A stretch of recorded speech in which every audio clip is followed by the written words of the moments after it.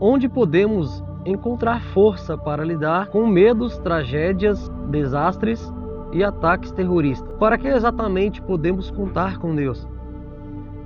Seja bem-vindo a mais um vídeo aqui no canal Versículo do Dia, e o tema de hoje é: onde está Deus no meio da tragédia? Já te peço que você se inscreva no canal para que você continue recebendo os nossos conteúdos e ative o sininho para que o YouTube te notifique sempre que a gente postar algum vídeo novo. E vamos para o tema de hoje. Onde está Deus? Deus é o Criador do universo, que anseia para que nós o conheçamos. É por isso que todos nós estamos aqui. É desejo dele que confiemos, experimentemos sua força, amor, justiça, bondade e compaixão. Então ele diz a todos que estão dispostos: venham a mim. Diferente de nós, Deus sabe o que acontecerá amanhã, na próxima semana, no próximo ano, na próxima década. Ele diz: eu sou Deus e não há ninguém como eu, declarando o fim desde o início.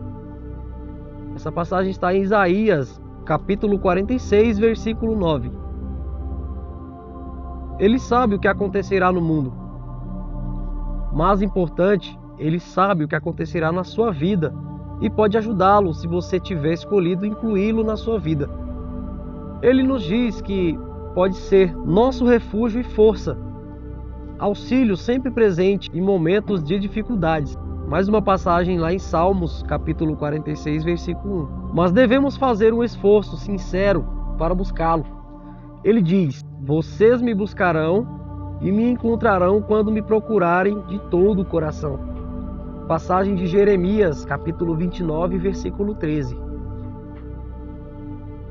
Isso não quer dizer que aqueles que conheçam a Deus escaparão de momentos difíceis. Não escaparão.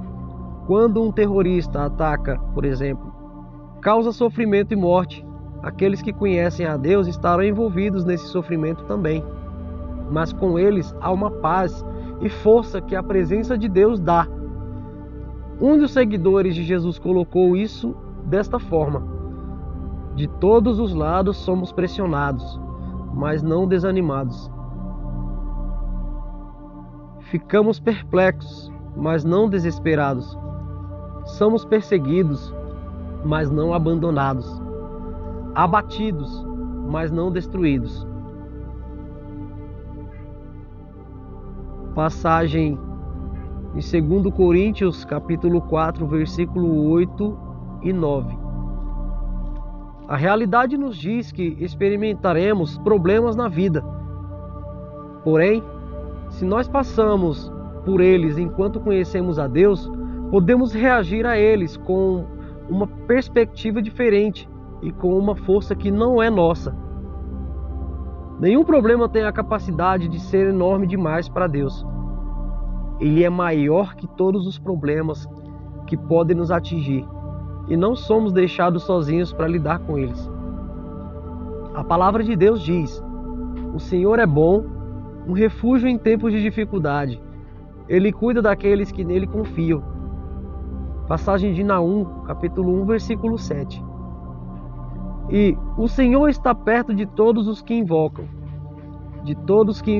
com sinceridade. Ele realiza os desejos daqueles que os temem.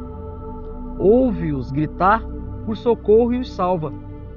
Passagem de Salmos, capítulo 145, versículo 18 e 19. Jesus Cristo disse estas palavras confortantes a seus seguidores: não se vendem 2 pardais por uma moedinha? Contudo, nenhum deles cai no chão sem o consentimento do Pai de vocês. Até os cabelos da cabeça de vocês estão todos contados.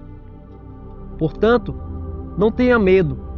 Vocês valem mais do que muitos pardais.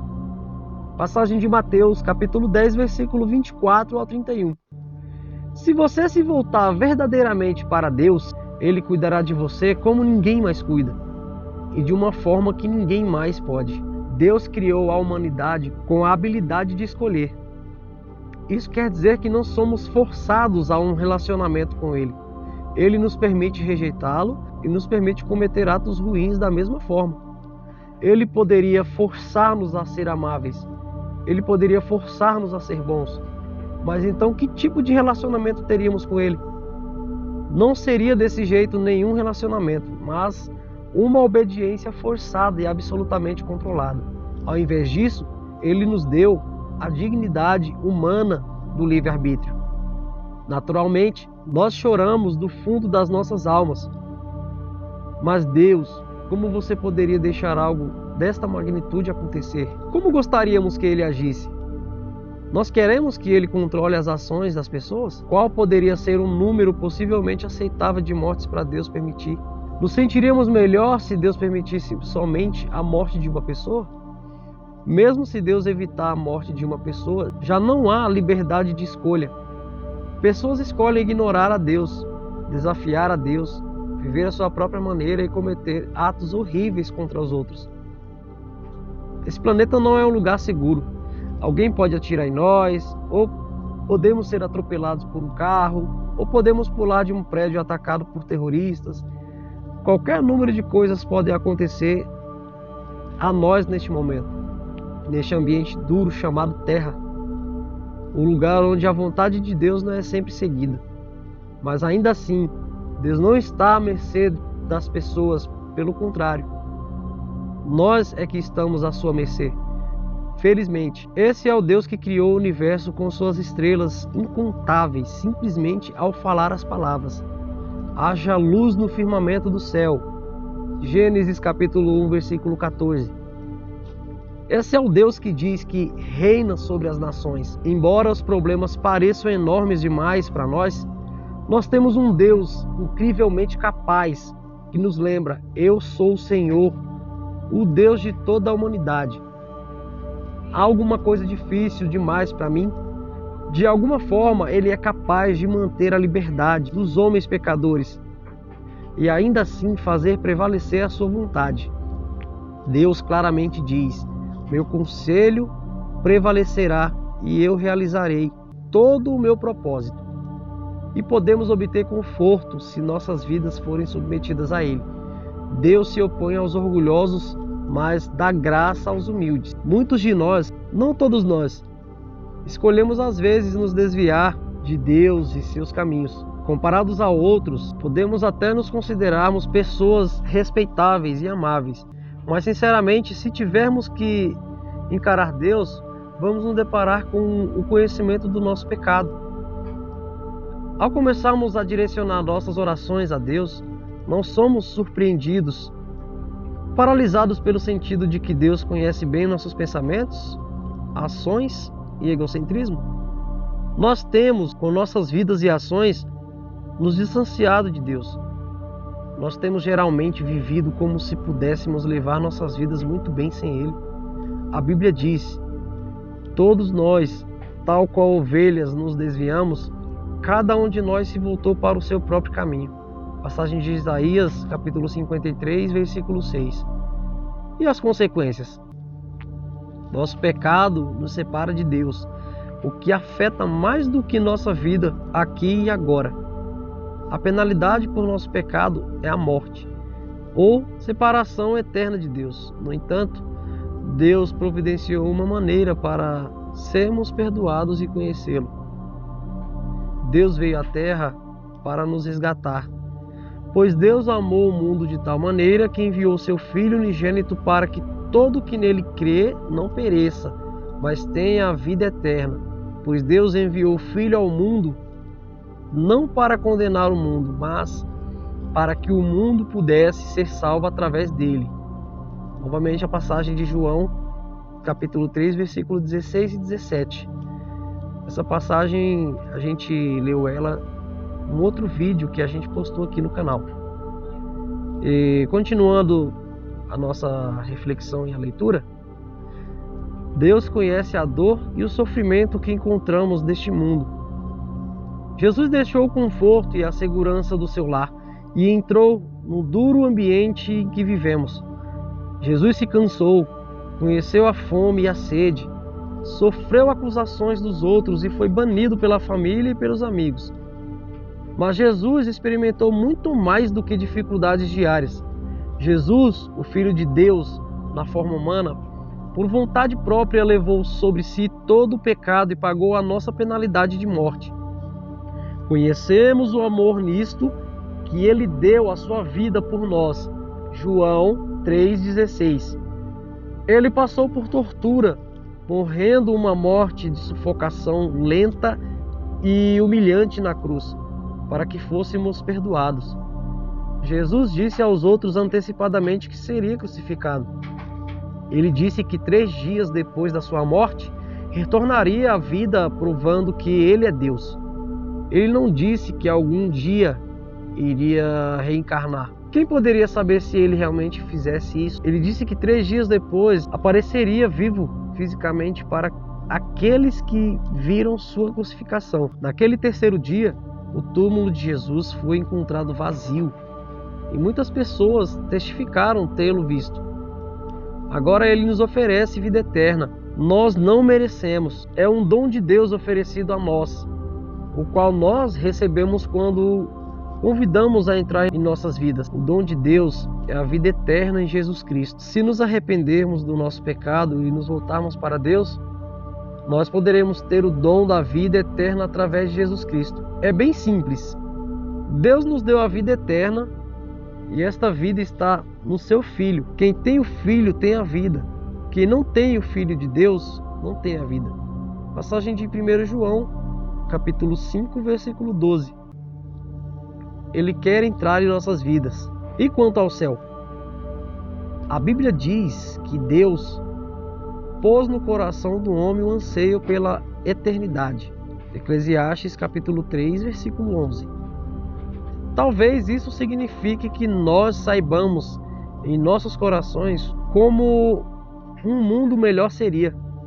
A morte das pessoas que amamos nos convence de que há alguma coisa muito errada com esta vida e este mundo.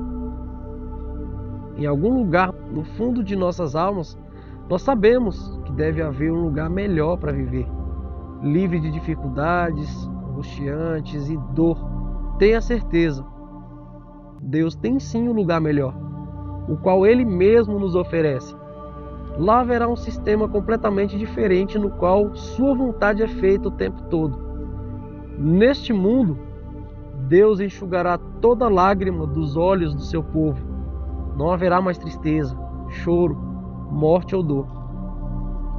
E Deus, pelo seu Espírito, permanecerá nas pessoas de tal maneira que elas nunca pecarão novamente. Ele é nosso propósito na vida, nossa fonte de conforto, nossa sabedoria em tempos de confusão, nossa força e esperança. Provai e vede que o Senhor é bom, abençoado é o homem que nele se refugia. Salmos 34, 8.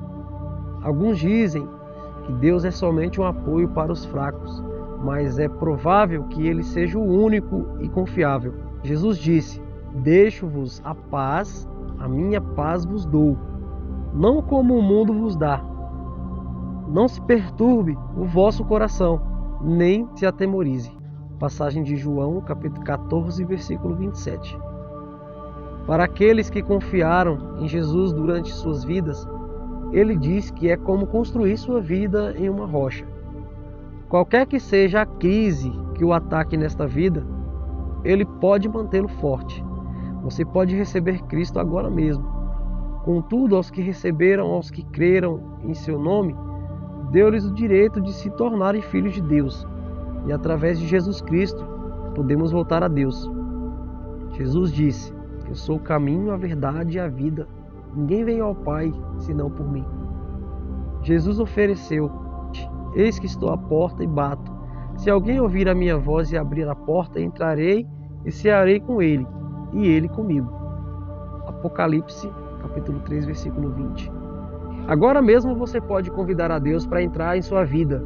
Você pode fazer isso através da oração, que a oração significa conversar honestamente com Deus. Neste momento, você pode falar com Deus, dizendo sinceramente algo assim: Deus, eu me distanciei de Ti em meu coração, mas eu quero mudar isso.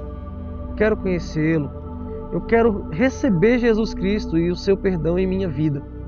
Eu não quero mais ficar separado de Ti. Seja o Deus da minha vida deste dia em diante. Te agradeço. Obrigado, Deus. Você acabou de convidar a Deus sinceramente a entrar em sua vida agora? Se sim, você tem muito por esperar ansiosamente. Deus promete fazer de sua vida atual a maior satisfação à medida que você conhece.